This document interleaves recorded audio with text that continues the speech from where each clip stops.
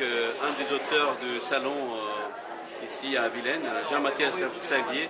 Alors, pouvez juste me dire en deux mots, qu'est-ce que vous faites là, monsieur l'auteur? Je suis en train de faire la dédicace pour le livre de Janine, la dédicace du livre L'Ordre des Gardiens. Voilà. C'est votre dernier ouvrage? Alors c'est pas le dernier ouvrage, mais c'est l'un des livres en fait que j'ai illustré. D'accord. Voilà, j'ai signé la couverture et chaque livre en fait que je fais, que je signe, est toujours avec des illustrations. Et là vous avez par exemple l'auteur Nathalie Dumeglio qui est ici, qui elle aussi a fait sa propre dédicace ici. Donc comme ça fait une double dédicace. Merci beaucoup. Bérengère Demestre, c'est ça. Merci de nous accorder votre temps. Première question que j'ai envie de poser, c'est un livre magnifique de le voir, hein. Je ne l'ai pas lu, je l'admets, mais qu'est-ce qu'il y a dans ces livres qui pourrait intéresser un public averti comme ceux de Jean de Rive? Alors, c'est un manuel d'esthétique qui ressemble à un carnet de voyage au pays de l'artisanat d'art et qui est destiné au tout public, on va dire. L'idée, c'est de se rapprocher de l'objet d'art à nouveau, de le comprendre comme étant un objet qui nous permet d'avoir une qualité de vie meilleure, qui nous permet de cultiver notre art de vivre, et donc c'est à la portée, je pense, du lecteur, en tout cas des deux rives. L'idée, c'est de comprendre qu'avec un rêve, on va voir un artisan, donc qui peut être ébéniste, éventailliste, gantier, dentelier, etc. Et lui, avec son savoir-faire, il va donner corps à nos rêves. Voilà, c'est ce que raconte exactement ce livre.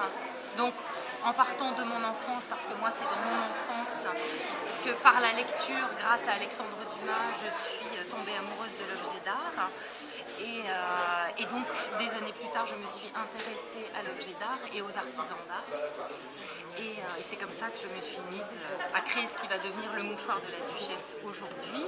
Donc on part de mon enfance, mais on rencontre aussi des artisans. Donc on pénètre dans des ateliers, on découvre des savoir-faire, on découvre l'histoire aussi de certains artisans.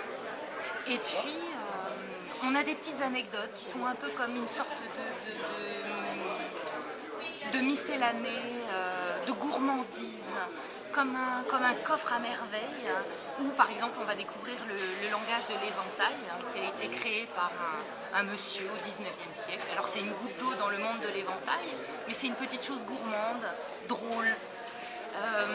J'ai rêvé aussi par exemple à Florence sur une armoire merveilleuse qui serait créée à partir de produits qui existent, qui sont créés toujours aujourd'hui dans l'Officina di Santa Maria Novella à Florence, et qui existe au moins depuis la Renaissance.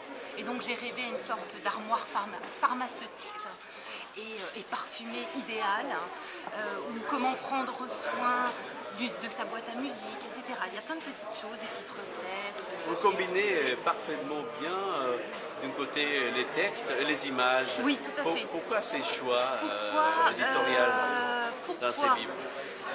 Parce que moi, les objets me font rêver déjà quand je les regarde.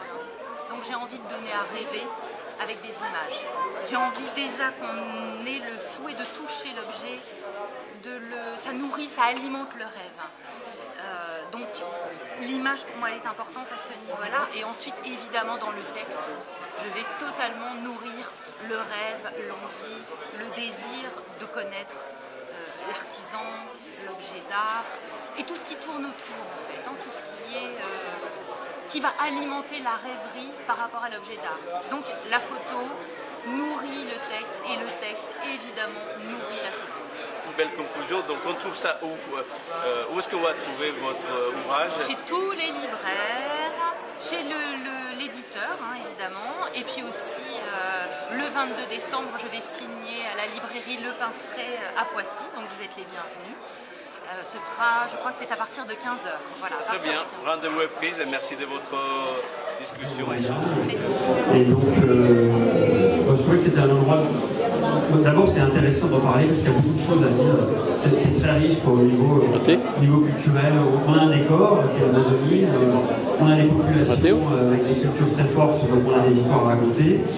On a un passé, une histoire qui est très riche aussi, donc il y a beaucoup de choses à construire avec ça. Donc au niveau romanesque, ça fait de la matière, c'est vachement intéressant.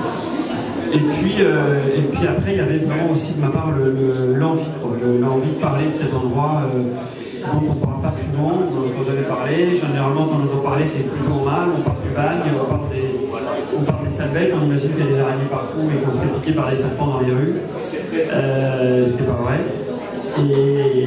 Et donc voilà, il y avait aussi pour moi cette envie de parler de cet endroit qui m'avait vachement touché. Alors moi, ce qui m'impressionne, c'est que avant de lire votre livre, je savais à peine situer la Guyane sur une carte. Et après l'avoir lu, et en fait j'ai vu les arbres, et je voyais même quelque chose qui était incroyable pour moi, c'est-à-dire quand je lis un livre, je ne vois pas la couleur de peau des gens. J'imagine. Et là, avec votre livre, je voyais non seulement leur couleur de peau, mais je voyais donc les noirs marrons, mais ceux qui venaient de Martinique, les descendants des esclaves, je voyais tout, je voyais les blancs, c'était incroyable.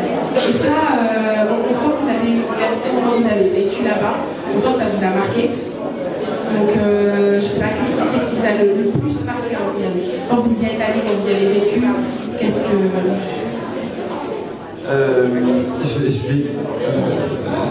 Je vais pas répondre à cette question parce que je suis toujours un peu gêné quand on me demande qu'est-ce qui m'a le plus marqué, parce que ce qui est marquant en Guyane, qui est à mon avis valable dans tout territoire justement, c'est qu'il n'y a pas un élément marquant, c'est un ensemble, et je trouve que réduire un territoire ou un endroit quel qu'il soit à un élément, justement, c'est le réduire, et c'est par définition ne pas le présenter. C'est comme quand on parle de quelqu'un et qu'on dit bah lui il est timide, je sais pas, il est grand, il est petit, alors que non, en fait une personne c'est un mélange de tas de choses. On peut être timide dans certaines situations, on peut être parler dans d'autres, etc. Donc voilà, mais juste pour revenir sur ce que tu disais sur l'impression d'être dedans, c'est au-delà moi souvent quand je parle de ça, et même quand je suis en Guyane, les gens me disent Mario, tu connais super bien la Guyane, on dirait que tu connais vachement bien. Madeleine, après presque la fin de ces salons, quel est le petit bilan que tu tires de ces salons? Ça t'a plu? Celui-là très bien, oui, très bien. Beaucoup de rencontres, très efficaces et puis très conviviales et de bonnes ventes. Donc je suis très satisfaite de ce salon. D'accord. Et comment tu juges, comment tu évalues aujourd'hui les livres par rapport à un public qui vient ou qui ne vient pas? C'est-à-dire que c'est vrai que le livre perd un petit peu depuis pas mal de temps de son intérêt auprès des lecteurs. J'ai appris dernièrement que le livre électronique prenait un petit peu le dessus. J'en ai été étonnée, mais bon, après tout, on est au XXIe siècle.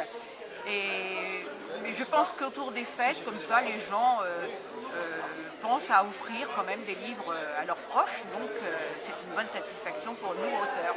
Voilà. Merci beaucoup. Et puis donc, si on ne se voit pas, bonne période des fêtes. Hein. Merci beaucoup. Au revoir. À bientôt, Rodrigo.